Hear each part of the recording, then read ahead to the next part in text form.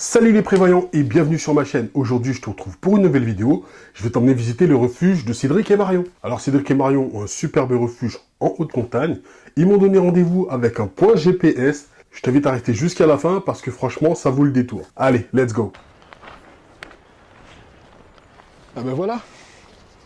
Salut. Comment tu vas? Bien. Merci de m'accueillir. Voilà. Bonjour. C'est Ça Ruben. va? Enchanté. Et le petit chien? C'est Laïka. Enchanté. Voilà. Elle est où ta maison? Je comprends pas. Ah, écoute, il faut descendre là. Et il faut descendre en bas et remonter, aller sur le vallon en face. Il n'y a pas de chemin? Il y a un petit chemin pédestre, pas carrossable. Donc Voilà. la route, elle est là. Hein. C'est Ça ça. va être là. Ok. Ben, c'est parti. Voilà. Allez. On vous amène dans un petit havre de paix.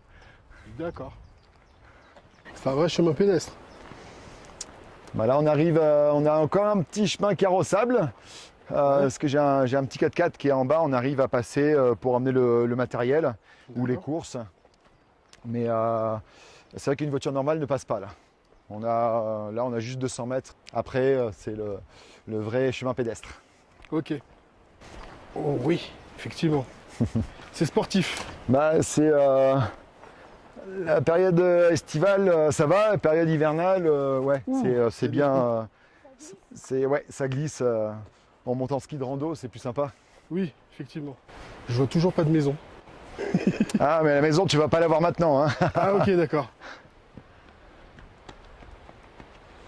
On a une bonne vingtaine de minutes de marche là maintenant. C'est une vraie base autonome durable. Ah bah pour nous trouver, Faut le vouloir. là il faut parler en point GPS là. Ouais, c'est ce que j'ai compris.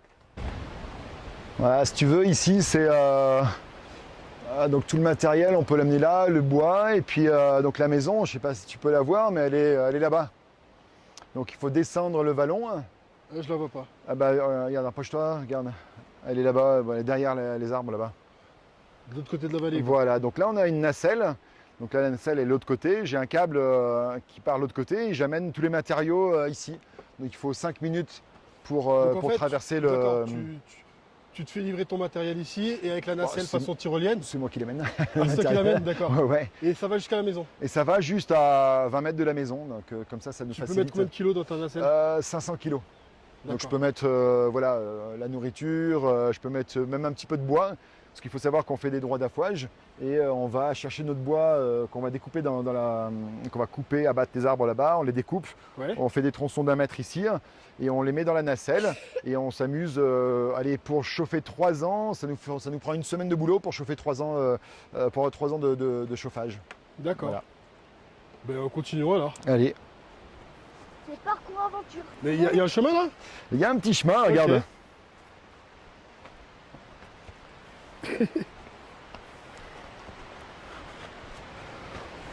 C'est notre petit chemin qu'on prend tous les jours pour aller à l'école, voilà. Ok.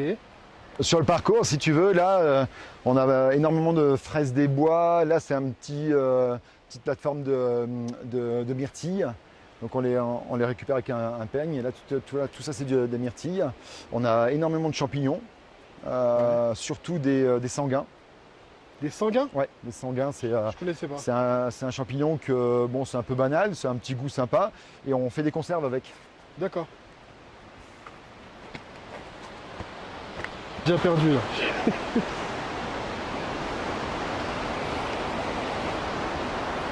Alors l'hiver là c'est un peu technique parce qu'il y a pas mal de glace.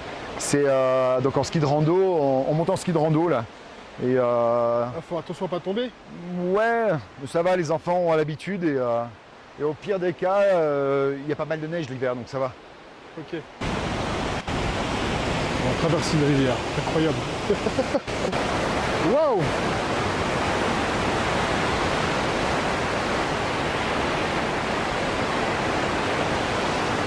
Ok. Et je vois toujours pas la maison. Ok. Encore une autre rivière à traverser. Ouais. Là, c'est une petite base pour les enfants. Ils viennent faire leur petit barrage, jouer. Donc, c'était plutôt sympa là. Ouais. Et là, on est au pied de la maison là. Ok, je la vois toujours pas. hein. On n'est pas Continuons. sorti de la forêt. Encore une autre rivière.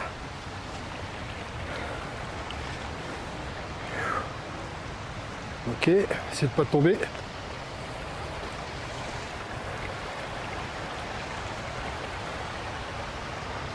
Ok. Allez, je te suis.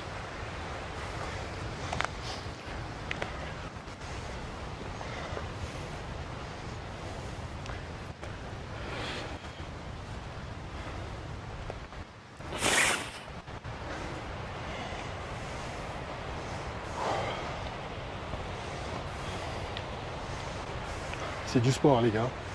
Voilà, on arrive, tu vas pouvoir apercevoir la maison. Ok.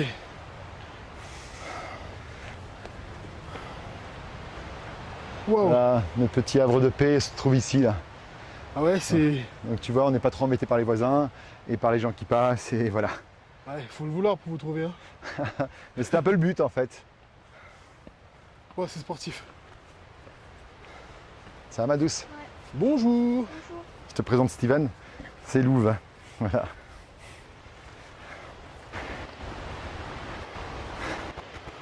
Wow, regardez-moi ce paysage. Pouah. Faire un petit 360 là, mais... On est au milieu de nulle part. Excellent. Donc on arrive chez toi là. Hein. Voilà, bienvenue à la maison. Ouais. Donc ça c'est la... Voilà, quand on a acheté il y a 10 ans en arrière, ben, elle était comme ça. Et Ouais, oui, voilà, au bout de 3 ans de travaux, un petit peu acharnés, et ben, on a réussi à retaper, à la rendre autonome et surtout bien isolée. Parce que l'hiver, quand on est presque à 2000 mètres d'altitude, Ouais. donc l'hiver, eh ben, il y a pas mal de neige et il fait froid. On arrive à avoir des températures négatives de moins 20 degrés. Et étant donné qu'on a 3 enfants, même Ruben avait à peine 1 an quand on est venu habiter ici, il fallait que la maison soit chaude. Donc voilà, D'accord. c'était un impératif d'être vraiment, d'avoir du confort. Donc vu qu'on est en haute montagne là, tu dois pas avoir de problème de gibier ici. Ah bah là, si tu veux, le matin, bah on verra ça demain matin. Je suis sûr qu'on verra au moins des chamois, Ouais. pour sûr. C'est cette période, les mouflons, on les voit un peu moins, mais on a biches, cerfs, lièvres. Là, on a des traces de sangliers. Voilà, on a pas mal d'animaux qui viennent assez proches de la maison d'ailleurs. Donc c'est sympa. D'accord. Ça fait c'est un joli paysage. Ok, ça marche. Allez, On peut bien. dire bonjour au bout de temps. Ah ouais. Ok, super. Voilà, de partout. Bonjour, aujourd'hui nous sommes sur la base autonome durable de Cédric et Marion. Merci de nous recevoir. Comment allez-vous? Plutôt bien, il fait beau. Que vous avez plutôt un beau cadre de vie. C'est plutôt pas mal, on aime bien.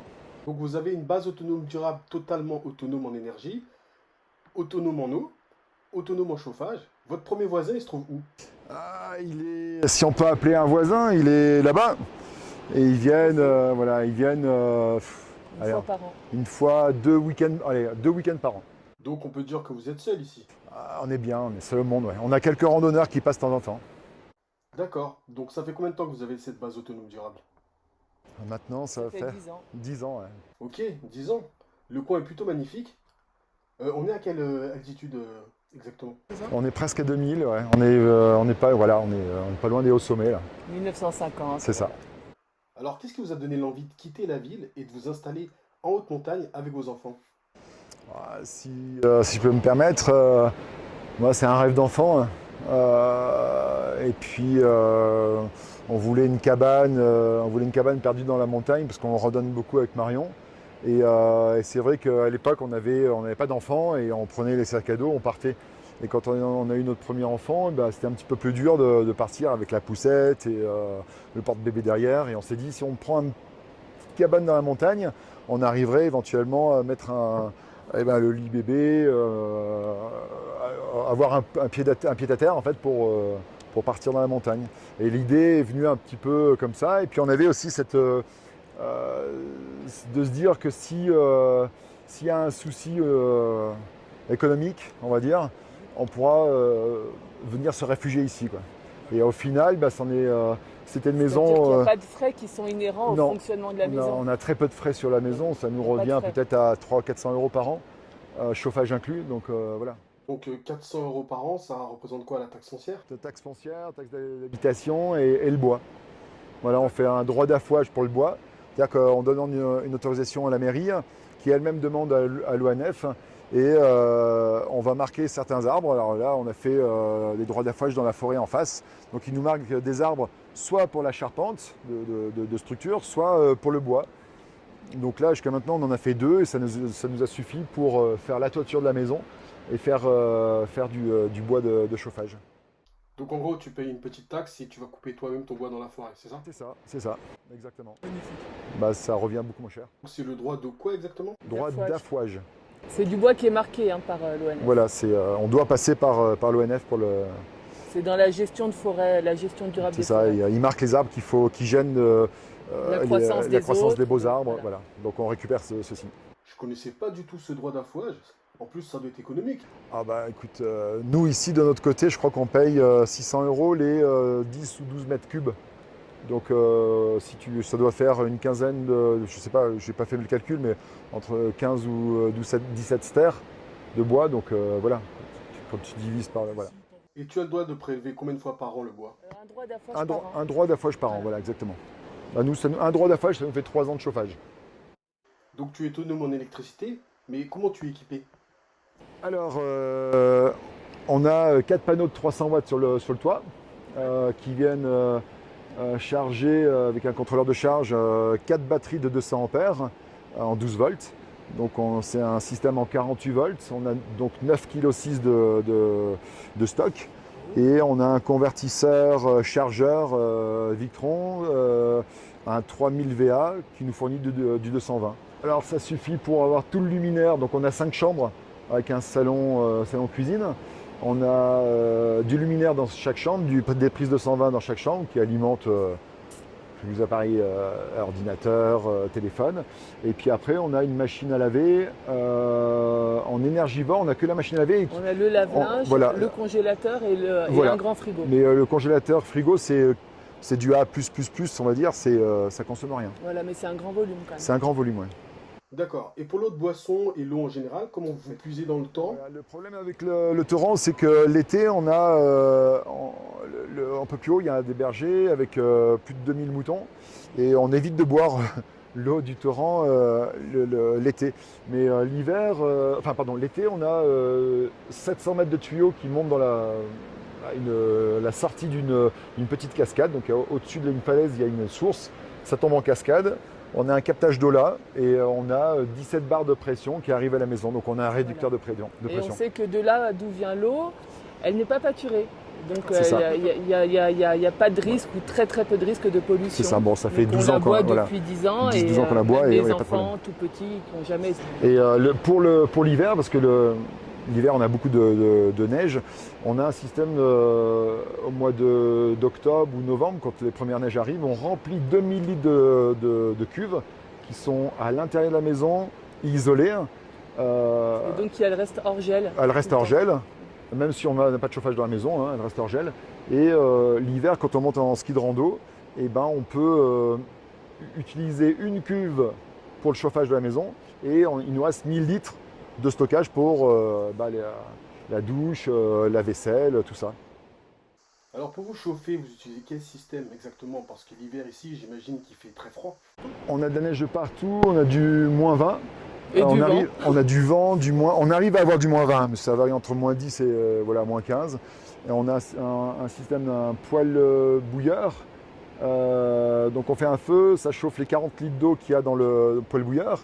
Dès qu'il y a 10 degrés de différence entre l'eau du poêle bouilleur et le ballon tampon qui se trouve au sous-sol, j'ai une petite régule qui se met en route avec des sondes. Et en 3h30, on a 800 litres d'eau à entre 60 et 70 degrés. Donc ce qui suffit pour le système de chauffage. Il y a 5 chauffages dans la maison, radiateurs pardon, et l'eau chaude sanitaire. Après, quand on arrive, si on vient que pour les vacances, quand on arrive, la maison est froide. Donc là, en fait, on a développé un système qu'on a copié sur les Cachemiris. on a un brasero qu'on met par exemple sous la table, dans lequel on met des braises. Et ces braises en fait permettent de chauffer tous ceux qui sont sous la table. Ouais. Ça c'est quand on monte, voilà. Quand on monte, quand on arrive, le temps que la maison chauffe. Voilà, le vendredi soir, on part à 5h d'en bas, on arrive à 7h30 ici, donc la maison est à -5 à l'intérieur, il fait -10 dehors. Et on fait ce système de brasero, et le soir, après il faut attendre, pour que la maison chauffe vraiment, il faut attendre entre 5h, on arrive l'hiver je parle, hein, on arrive à avoir 15 degrés au bout de 5 heures. Et pendant la nuit. Et la nuit le lendemain, il fait 20 degrés dans la maison. Voilà, il faut une bonne nuit de chauffe. Donc dis-moi, comment tu fais pour communiquer avec l'extérieur, toi? T'es à la montagne, et ça capte pas ici, j'ai essayé. Non, on n'a pas de réseau ou certains opérateurs, mais c'est pas super. Ouais. Et ben, on a installé une parabole. Donc on a une connexion satellitaire. Ouais. Et ce qui me permet de travailler sur place. Donc je travaille d'ici, donc voilà, c'est plutôt sympa. Le travail, il n'y a pas de problème? Non, puisque j'ai internet et voilà, donc on ne fait pas du streaming, ça c'est sûr, Ouais. mais on a une assez bonne connexion. Quand il y a un petit peu quand c'est chargé, quand il pleut, on sent que le débit est moins important, mais là on voit pas la différence avec un internet normal. Donc à la montagne, on peut avoir internet. Voilà, c'est échanger. le matériel coûte 400 € et j'ai un abonnement à peu près de 29 € par mois. D'accord. Voilà. Donc là, on est dans ta pièce principale? C'est ça. Le salon cuisine, et là c'est le poêle à bois. J'ai longuement étudié, il faut savoir qu'on est en 2021, mais il y a 10 ans en arrière, c'était un petit peu plus compliqué pour chauffer efficacement en fait. Et j'ai trouvé sur un site allemand ce poêle à bois. Alors maintenant c'est plus commun, mais ça coûte peut-être un petit peu plus cher en ce moment, c'est sûr, enfin en 2021. Et donc c'est un poêle à bois, derrière j'ai 40 litres d'eau, c'est-à-dire que quand je fais un feu, ça va chauffer l'eau qui se trouve derrière. J'ai une petite régule ici, c'est-à-dire que quand j'ai 10 degrés entre l'eau qui se trouve dans le réservoir ici et 10 degrés de moins dans le ballon tampon en bas, Ouais, celui qu'on a vu tout à l'heure. voilà, j'ai la régule qui se met en route, donc j'ai une circule derrière, j'ai une circulation, et je te dis en 3h30, 4h maxi, si je fais tourner voilà, 3h30, 4h, j'ai 70 degrés, le ballon tampon, j'ai 800 litres à 70 degrés. Donc ça, ce qui est bien, c'est que ça me fait, donc là, en général, je peux ouvrir, j'ai une petite grille de protection, donc j'ai la chaleur ici, résiduelle ici, j'ai la chaleur en ouvrant qui va chauffer mes radiateurs partout dans la maison. Et voilà, donc c'est pas un gros investissement, mais je trouve ça très efficace. Alors, de mémoire, lorsque j'avais regardé pour ma maison, ça coûte 5-6 000 € un poêle à bois comme ça. Alors moi, je l'ai trouvé sur un site en Allemagne. Je l'ai acheté 3 500 € le kit complet. Donc le poêle à bois, la régule, les pompes. J'ai 2 pompes, enfin deux petites régules, on va dire. Oui. J'ai tous les groupes de sécurité, tous les raccords et le ballon tampon. Donc retour sur investissement assez important. Donc Plus le ballon de 40 litres. Non, le ballon, c'est le poêle à bois. Ah, le c'est poêle à bois, intégré. il est intégré dans le poêle à bois. Ok.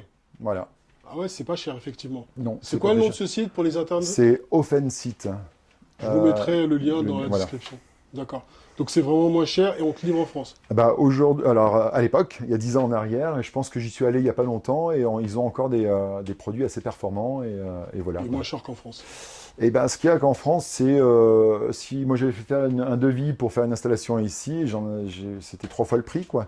Donc j'avais pas le budget pour. Donc là, je me suis permis, enfin, j'ai trouvé ce site-là et j'ai fait, grâce à tuto, mes petits montages en multicouche et en PER, et qui m'a permis d'avoir un fonctionnement. Et je dis bien, maintenant, ça fait 10 ans que ça fonctionne et c'est performant, quoi.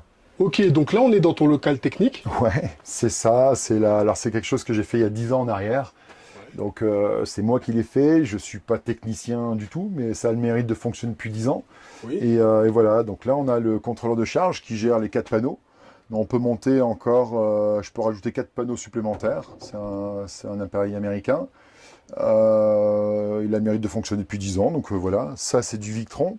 C'est celui qui va prendre les 12 volts et les transformer en 48 volts. Donc là j'ai 4 batteries de 12 volts, ça fait 48 volts. de 200 ampères. Voilà, ça c'est de l'Ultracell. Petite alarme, dès qu'elles sont à 30% de décharge, j'ai mon appareil qui sonne, mais c'est assez rare quand de temps en temps en hiver, en fait, ça sonne parce que j'ai 2-3 jours de mauvais temps. Et ce qui fait que, alors dans le cas où j'ai 30, ça peut descendre à 50%, j'ai une deuxième alarme à 50%. Et alors, dans ce cas-là, je sors mon groupe électrogène, je le mets dans le jardin, je démarre, je le fais tourner, on va dire une dizaine d'heures. En général, c'est le soir, parce qu'il est insonorisé. Et je sais que le lendemain, je suis reparti pour 4 jours d'autonomie. Ça, c'est vraiment en cas de mauvais temps. Mais là où on est situé, en altitude, l'été, j'ai même de l'énergie à revendre, donc il n'y a aucun souci. C'est de temps en temps l'hiver. Voilà. D'accord. C'est pour ça que je me suis équipé d'un groupe électrogène. Et qu'est-ce qu'on a derrière toi? C'est du fait maison, mais il y a beaucoup de récup. Mais comme je disais tout à l'heure, ça a le mérite de fonctionner. Donc là, j'ai les 48 volts qui arrivent ici. J'ai une sortie qui ressort, qui vient m'alimenter le tableau de la maison. Ça, c'est du 220. Donc ça repart partout dans la maison. Donc j'ai des joncteurs pour le luminaire, pour la régule, voilà, pour tout ça.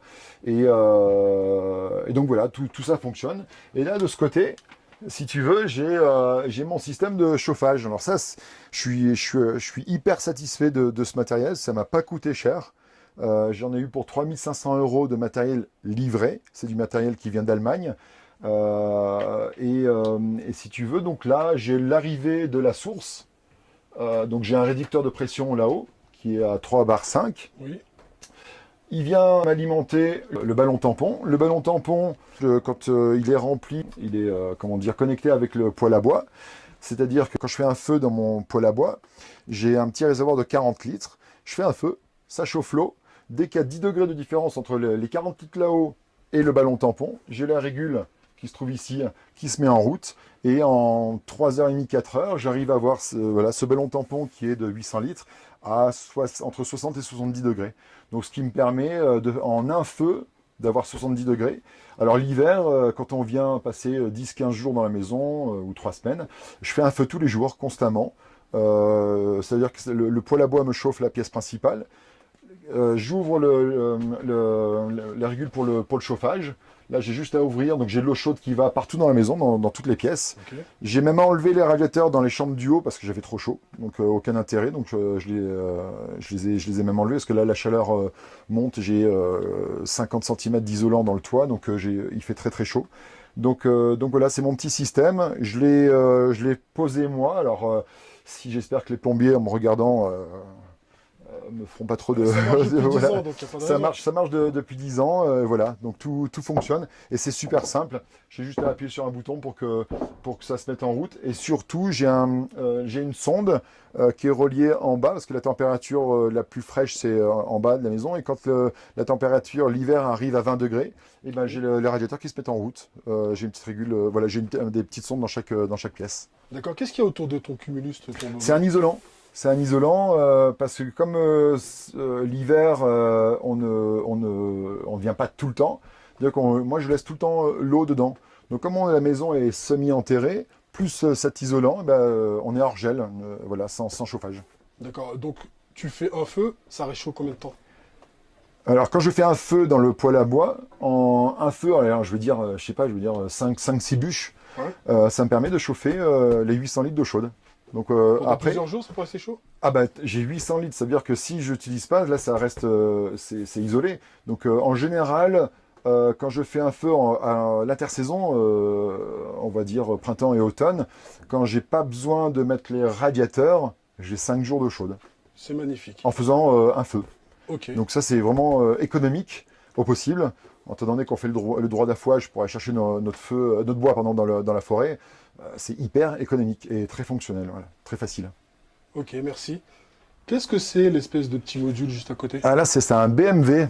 Un BMW, ça me permet de voir le voltage de mes batteries. Et c'est lui qui sonne quand j'ai soit 30%, soit 50% de décharge de mes batteries. Donc pour ne pas les abîmer, ce sont des batteries gel, il n'y a pas d'entretien. Donc, ce qui veut dire qu'on peut descendre à 30%, voire 50%, mais plus on descend en profondeur, moins la batterie durera dans le temps. Donc j'essaye de ne pas descendre en dessous de 30%. Alors l'été c'est facile parce que j'utilise on va dire 10%. Là tu vois les batteries sont à 53 volts, Oui. donc elles sont chargées à fond. Bon j'ai du soleil qui tape sur les panneaux donc c'est normal. Le soir j'arrive à 52 et le matin je suis à 50, entre 49,5 et 50, donc j'ai très peu de consommation et la maison elle fonctionne. Bon, j'ai 3 jeunes enfants, ils font pas spécialement attention à la lumière ou quoi que ce soit, mais j'ai pas de soucis. Ça marche très bien. Alors les batteries c'est des Ultracell. Donc en 10 ans j'ai eu 2 parcs de batteries. Donc le premier parc m'a duré 7 ans.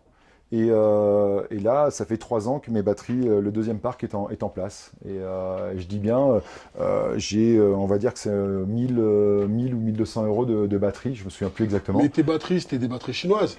Alors non, ce sont des batteries. Alors, je t'ai expliqué. Les premières, elles ont à peine duré 1 an. C'était des batteries chinoises. J'ai pris ça sur un site lambda sur Internet. Elles ont duré 1 an. J'ai dit non stop. Parce que c'était de l'argent jeté. Voilà, j'ai pris de la technologie européenne, donc j'ai trouvé Ultracell, j'ai trouvé des batteries assez vraiment performantes, okay. Et elles me durent 7 ans. Je sais que tous les 7 ans, j'ai à peu près 1000 euros d'investissement à faire. D'accord. Ton investissement au niveau de ton kit solaire, oui. Pour un chalet de... Combien de chambres tu as? On a 5 chambres, il fait 110 mètres carrés. 110 mètres carrés. Combien ça t'a coûté? Alors, juste pour le solaire? Oui, juste pour le solaire. Alors, juste pour le solaire, on va dire que j'ai mis... donc, c'était les prix à l'époque. Donc, à l'époque, les panneaux valaient super cher. Je me souviens avoir acheté mon panneau solaire à 700 euros. Donc, alors aujourd'hui... Ah oui, ça a beaucoup changé. Aujourd'hui, ça vaut 180 euros, je crois, les 300 watts. Donc, voilà. Mais à l'époque, j'ai dû mettre 7000 euros. Et on peut avoir la même chose pour 5000 aujourd'hui, je pense, avec quand même, voilà, dans les 4500, 5000. D'accord. Kit complet. Ah, kit complet, oui, c'est clair. Donc là, on est dans la partie cuisine. Voilà, petite partie cuisine, toute simple. Donc là, tu as un réfrigérateur. Ouais, un frigo congélateur, c'est un A++, pardon. Et alors lui, il fonctionne vraiment, ça fait 10 ans qu'il est là. Et quand je le mets en route, je vois même pas la consommation sur le BMW, le petit appareil qu'on a tout à l'heure, ça consomme rien. Et il fonctionne été comme hiver en fait. On le coupe quand on part et on le remet en route, voilà. Donc c'est et pour bien. Cuisiner, qu'est-ce que tu as? Ah ben alors, c'est de la récup aussi, acheté sur le Bon Coin. Ça marche au gaz. Nous on mange quand on est 10-12. Été comme hiver, on fait des grands plats, donc les gratins dauphinois, tous les gratins à l'intérieur, donc on a 1 mètre, et avec 5 feux. Donc j'ai consommation, c'est allez, 1,5 bouteille, 2 bouteilles par an, quoi, ces bouteilles, voilà. Euros, quoi, par an. Voilà, je sais plus combien elle a le prix d'une bouteille, mais voilà, j'ai pas 2 bouteilles par an en consommation. D'accord. Au niveau salle de bain sanitaire, comment ça se présente chez toi? Alors, on a 5 chambres, on a 3 salles de bain.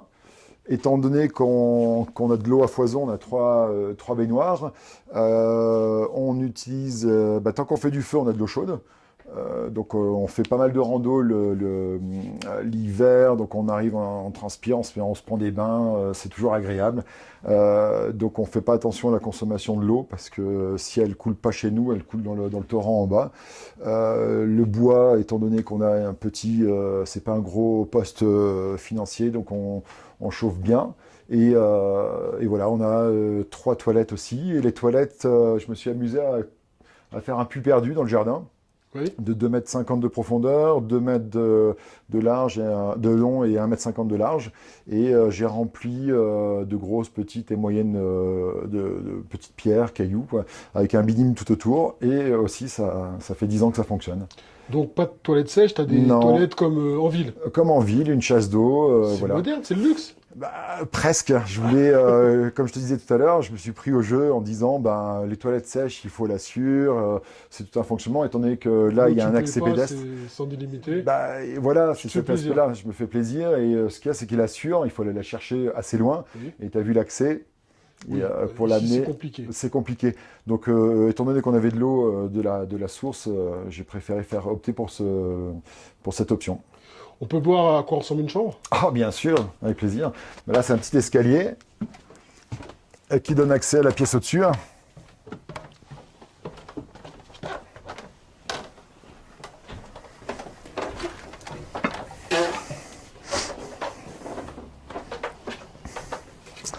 Donc là, c'est notre chambre. C'était là où ils mettaient le foin avant, quand on a acheté la maison. Bon, ben, c'était une vieille grange qui était toute cassée, comme je sais pas si tu peux le voir, mais voilà, on a acheté ça il y a 10 ans en arrière. Et, Ah, ça ressemble à ça. Voilà, exactement. Elle était identique. Donc on a tout retapé, tout refait, tout démonté. On a un nouveau toit avec 50 cm d'isolant. 50 cm d'épaisseur de laine de roche traitée au sol de bord. Comme ça, ça ne nous empêche pas d'entendre un petit peu alors, c'est des petits loirs qui sont là, mais c'est assez rare et c'est protégé. Et ils n'aiment pas nicher dedans, donc ça les fait partir, mais voilà. C'est tout. Et donc là, tu vois, on a les toilettes normales. Ça, c'est une baignoire que j'ai récupérée à Marseille, dans un manoir en ruine. Je l'ai acheté 50 €, mais j'ai eu du mal à la monter parce qu'elle est extrêmement lourde. Mais voilà. Donc j'ai tout Surtout quand on voit comment c'est difficile d'accès ici. C'est ça. Donc tu peux imaginer. Bon, on a fait on a fait 20 rotations en hélicoptère. Donc on a amené pratiquement, je me souviens plus, à peu près 19 tonnes de matériaux, mais il en manquait la moitié. Donc on l'a ramené à pied à Dodane. J'imagine le C'était travail. moi. Donc c'était dur. Mais on a eu 3 ans de travaux entre on va dire pas la démolition, mais quand on a démonté la maison, on a remonté, isolation, et après tout l'aménagement, tout le système. Voilà, ça nous a pris 3 ans. Tous les week-ends pendant 2 ans et demi.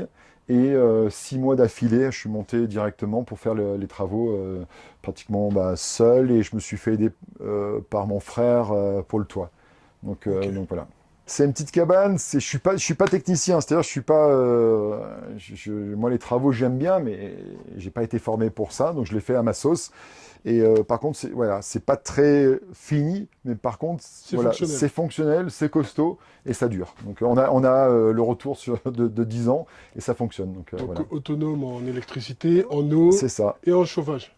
Pas tout à fait, parce que ça me coûte pas cher, mais je vais le couper là, voilà. Ton bois il vient de là. Ah bah il est en face de la forêt d'en face, ouais. C'est ça. Donc facilement d'accès. C'est ça. Ok. C'est la maison qui est pas facile d'accès parce que. Non, mais je voulais pas que ça soit facile d'accès parce que avec une route carrossable, t'as vite les badauds qui viennent ou voilà. Là, l'été, on arrive à avoir des randonneurs, ceux qui font la traversée du Mercantour. Donc en général, on parle avec eux, ils viennent boire un café à la maison. Il y en a même qui ont dormi à la maison parce qu'on a une petite chambre d'invité derrière, c'est là où tu dors. Oui. et voilà, on a eu même des Allemands qui sont arrivés. Je me souviens au mois de novembre. Dans une tempête, ils sont arrivés, donc ils ont passé la nuit avec nous parce que les pauvres, ils n'auraient pas pu aller à pied au village. En plus de ça, les prévoyants, ils sont généreux. Ils reçoivent les pauvres personnes égarées. Ça dépend du caractère, mais nous, on est plutôt cool. Bon esprit chez les prévoyants. Ok, donc là, il y a encore des chambres. Voilà, on a encore 2 chambres, l'une au-dessus de l'autre. Là, c'est une petite chambre cabane, donc là, les enfants, ils aiment bien dormir là. Ouais. Et on a un petit poêle à bois que j'ai récupéré aussi du côté de Grenoble. Il dure pas longtemps, mais il chauffe super bien. Donc c'est plutôt sympa. Et là, ce qui est bien, c'est que j'ai fait ça parce qu'on a un lit au-dessus, on a un lit là. Ouais. Et on a 2000 litres de stockage d'eau dans cette partie-là. Donc derrière les planches, là, il y a 2 cuves de 1000 litres. des cuves UBC, c'est ça? C'est des cuves agricoles. Cuves blanches c'est ça, standard. Ouais. Et, Cuves UBC, je crois. Voilà, donc au mois de novembre, je l'ai rempli, juste avant la neige. Et grâce à ce système, en fait, j'ai un surpresseur. Donc l'hiver, je mets en route mon surpresseur. Quand on arrive, la maison, je la vide. J'ai un système en bas, j'ouvre une vanne et ça me vide entièrement la maison. Donc j'ai pas de problème d'eau qui stagne pour pas que ça gèle, pour que ça ne casse pas les canalisations. Donc ce système-là, c'est simple. J'ai une vanne à ouvrir, donc je ferme la vanne de la montagne, là, de la source. J'ouvre la vanne des cuves. j'ai un surpresseur qui m'alimente la maison, donc ça va remplir, ça dure en général, on va dire, une trentaine de minutes. Ça me remplit le ballon tampon, ça me remplit le poêle à bois, ça me remplit les radiateurs. Ok. J'ai 1000 litres pour ça, et ensuite j'ai 1000 litres d'autonomie pour les douches, les bains, la cuisine, voilà. Et au moment, en plein hiver, où je n'ai plus d'eau, j'ai un système de pompe immergée ça me prend 2h30 pour installer, pour recharger l'eau. Hein. Donc je le déroule jusqu'au torrent. Je remplis, donc j'ai une pompe immergée, j'ai un tuyau. Là j'ai un système, j'ai un entonnoir, pas un entonnoir, comment on appelle ça, un couvercle hein, de cuve. Et voilà, ça me prend au total 2h30 pour remplir les 2000 litres. Donc là, je repars, comme mon système, la maison est pleine, je repars pratiquement pour un mois avec 2000 litres d'eau. Donc là, je peux rester à l'année sans aucun problème. Ok, tu m'as dit que tu avais aussi un lave-linge? Ah, j'ai un lave-linge, voilà. Donc le lave-linge, il est là. Ok, fais voir. Le lave-linge, il est là. Et si tu veux, ce lave-linge, je l'utilise quand j'ai les panneaux qui fonctionnent, qui ont quand le soleil tombe, tape sur les panneaux. J'arrive à faire 5 machines dans la journée. Donc des petites machines de 45 minutes. Ça chauffe à 30 ou 40 degrés. Ça, c'est plus le rôle de Marion, je suis désolé. Et donc dans ce cas-là, on arrive à... Voilà. Je ne fais pas tourner ma machine quand j'ai du mauvais temps, pour pas solliciter mes batteries, mais bon, même si ça m'est déjà arrivé, quand j'ai une semaine de mauvais temps, au pire des cas, quand ça arrive à 30% de décharge, je mets mon groupe électrogène, mais c'est assez rare, ça c'est l'hiver quand on reste un mois d'affilée. Mais sinon, l'été, je regarde pas, parce que tant que j'ai du soleil, je peux faire tourner mes machines. Ok. Voilà. Donc je suis avec la famille de Cédric et de Marion, et on vous dit merci de nous avoir accueillis. Merci à toi d'être venu. Avec grand plaisir. Franchement, votre maison, elle a du peps. C'est gentil. Vous avez fait beaucoup de boulot et bravo à vous. Au revoir. Sinon les enfants, la vie dans la campagne, comment ça vous plaît? Super bien. Trop bien. Hein, c'est bien? Oui, c'est trop bien. Parce que l'été, il peut courir dans la montagne. L'hiver, il fait du snow et de la luge. La pente, il y a la pente, là, donc c'est génial. Ok, la télé, elle vous manque pas? Non. On n'en a pas, donc... C'est génial. Super. La télé, c'est mieux que la télé dehors. Répète ça. C'est mieux que la télé dehors. Eh ben, ça, la vérité. C'est mieux que dehors que la télé. C'est mieux dehors? Ah bon, d'accord. Ok. Donc tu préfères être ici? Super. Mais merci encore pour votre accueil. Hein. Merci à bientôt, toi. je t'en prie. Allez, ciao, ciao. Bye bye. À bientôt. Voilà, j'espère que cette vidéo t'aura plu. Pour ma part, j'ai apprécié ce moment. J'ai passé un super bon week-end. Et il y a un truc qui m'a vraiment frappé quand même, c'est le sourire. Le sourire des enfants. Et c'est une famille complètement souriante. Et tout au long de mon séjour, les enfants n'ont pas arrêté de gambader comme ça dans la montagne. Ils allaient à la rivière, ils allaient se baigner, ils couraient avec leurs chiens. J'ai eu cette image de la petite maison dans la prairie. Vraiment, tu sens que même sans la télé, les enfants s'éclatent énormément dans la montagne. Et tu l'as constaté toi-même dans la vidéo. À un moment donné, le petit Ruben, il faisait des bonds de cabri toutes les 5 minutes lorsqu'ils sont venus me chercher au bord de la route. Ça sentait clairement la joie de vivre et j'ai vraiment apprécié ce moment. Donc voilà, si toi aussi tu as envie de m'inviter à venir visiter ton refuge, tu veux me montrer à moi et à la communauté ton refuge, comment tu l'as aménagé, ce que tu as mis en place, eh ben, je t'invite à me contacter sur Instagram ou sur ma page Facebook pour qu'on puisse en discuter. Voilà, cette vidéo arrive à sa fin. Je te dis à très bientôt pour une nouvelle vidéo. Ciao!